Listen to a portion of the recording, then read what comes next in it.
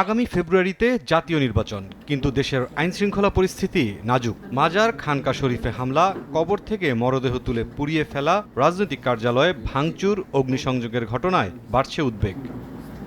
গণ অধিকার পরিষদের সভাপতি নুরুল হক নূরকে দেখতে শনিবার দুপুরে ঢাকা মেডিকেল কলেজ হাসপাতালে যান বিএনপির স্থায়ী কমিটির সদস্য মির্জা আব্বাস। এ সময় মাজার ভাঙচুর প্রসঙ্গে তিনি বলেন, দেশে স্বাভাবিক পরিস্থিতি বিরাজ করছে না। ভাঙচুর হয়েছে, মাজার ভাঙা, মাজার তারপর খানকা এগুলো সব ভাঙাচুরি করা হয়েছে।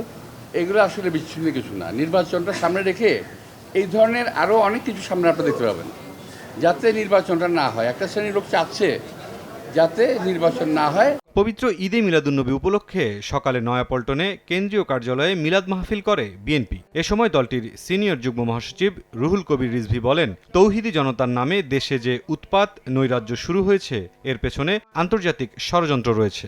যে উৎপাত শুরু হয়েছে, এই ধরনের নৈরাজ্য তৈরি হয়েছে, তৌহিদি জনতার নামে কারা এই কাজগুলো করছেন, আপনি দেখবেন এদের পিছনে আন্তর্জাতিক ষড়যন্ত্র আছে। মাজার ভাঙা, সেখানে লাশ পুড়িয়ে দেওয়ার মতো ঘটনা যেটা গোয়ালন্দে ঘটেছে, এটার আমি বাংলাদেশ জাতীয়তাবাদী দলের পক্ষ থেকে তীব্র নিন্দা জানাচ্ছি।